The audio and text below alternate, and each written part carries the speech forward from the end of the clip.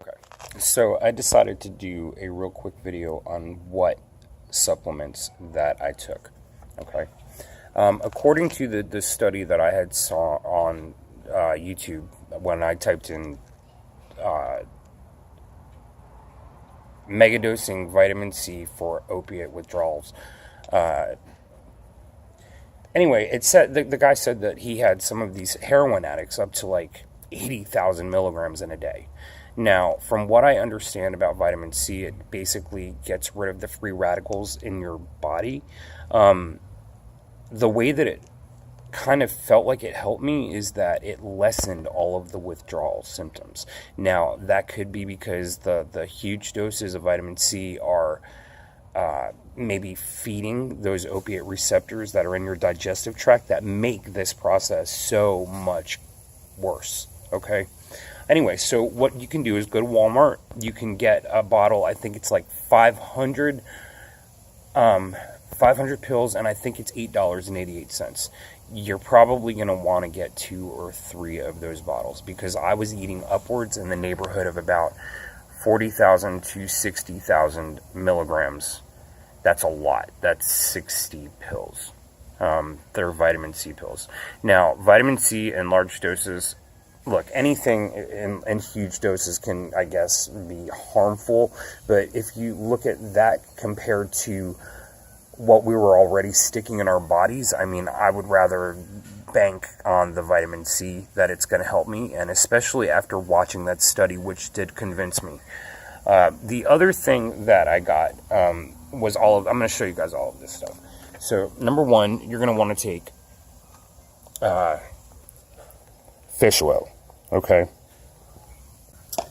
And that is just because I guess I'm not really sure what the reason was, but I noticed that if I didn't take it, I would feel bad. All of these kind of worked in conjunction well. Niacin, you can get dietary supplements of niacin also at Walmart. It's by Spring Valley, or excuse me, Nature Made. But niacin will actually clean your blood out and detoxifies your liver.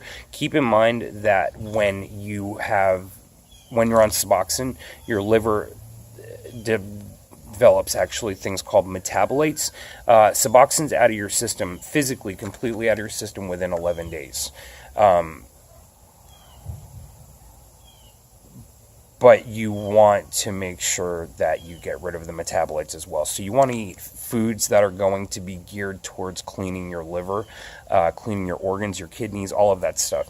Drink a lot of water, guys, because vitamin C in huge doses can cause uric acid to build up in your body, which can cause a disorder called gout.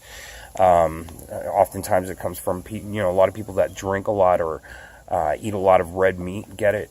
But anyway, so it can also cause crystallization in your kidneys, causing kidney stones. So again, just make sure that you drink a lot of water. I have no issues thus far with anything. My stomach has been ripped up, but that's just normal because of the opiate withdrawal. The first 2 days were really rough.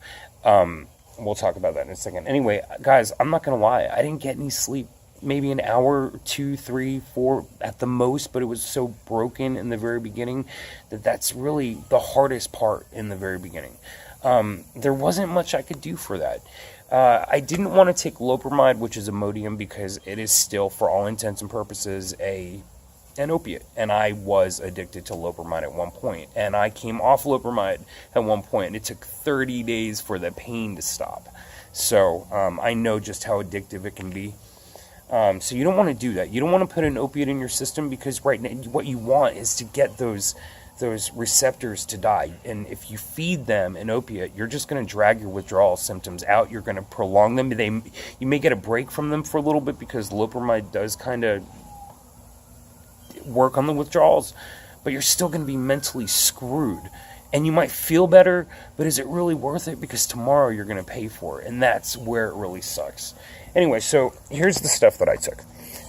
L-tyrosine, from what I understand, is something that you want to take on an empty stomach, just from what I've read. And it does give you energy. I wouldn't suggest taking too much of it because, again, you don't want to be jittery and antsy. And we all know how it is. We get severe anxiety through this. So, in the beginning, I wouldn't do this. Maybe day 3 because you feel so lethargic that you need energy, and it does help, believe it or not.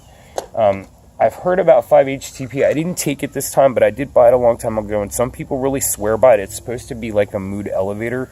Again, all of this stuff is natural. I found this at the vitamin shop, and I think they were $10 a piece. Melatonin, I'm not really sure how much that cost. Jason, how much did the melatonin cost?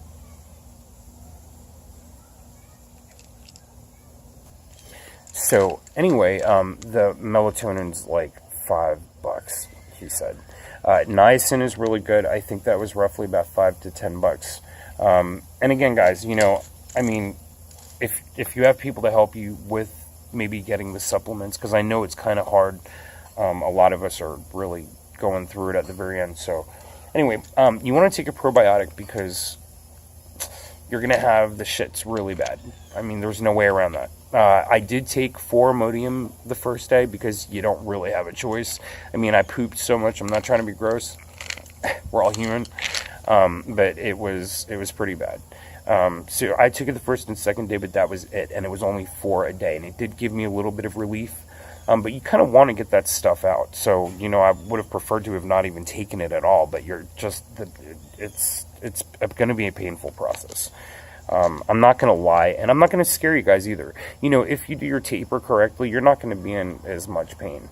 I'm not going to say the first couple of days didn't suck, and the sleeping was obviously the hardest part, but the reality of it is I got through it. You know, I'm on day 8. I walked 2.5 miles today. I walked almost 5 yesterday. That's a lot of miles. And I feel pretty good. I feel mentally fit. Now today, for about 3 hours, I did feel a little weighted down. Because, of course, you know, my body's trying to get it out. I'm on day 8. It takes 11 days for the medication to mostly or completely be out of your system. But again, remember, there are still metabolites in your liver. So that's why you want to take the niacin. Then you've got Super B Complex, which, again, Nature's Made. You can get at Walmart for, like, you know, maybe $10. But, you know, the reason for this is because you are lacking in these. It's vitamin, well, it's a Super B complex. It's got everything, right? All the good Bs, all the good stuff that you need to help you feel better. It was also suggested to me that I take a multivitamin, a good one, but take it two pills 3 times a day. So that's 6 pills a day. You know, again, you know, even though we may have been eating correctly or exercising while we were on Suboxone, having that drug in us keeps our bodies from being able to absorb nutrients properly. So, of course, all of us come out of it nutritionally deficient. So it's important to try to get all this stuff back in to yourself. Acidophilus, because it puts all the good bacteria back in your stomach, and the same thing with the probiotics, because it puts all of the good stuff back into your system. And then, of course, don't forget potassium. And guys, magnesium, not stearate. Make sure you look at the ingredients. If you get magnesium stearate, our bodies are not able to absorb that as well. So it has poor absorption. So make sure that it's like magnesium something, I think it's sulfate, not the stearate. So make sure you stay away from that. But you need to make sure that you take magnesium because it'll help with the restless legs. As well as the Highlands. I'm not really sure if that really worked for me or not. I don't know. But magnesium is definitely important. And remember in the Epsom salt baths that it's full of magnesium as well. So that does get kind of into your skin, and that your skin is very porous. So anyway, that's all I got for right now, guys. Again, if you have any questions, feel free to send me a message.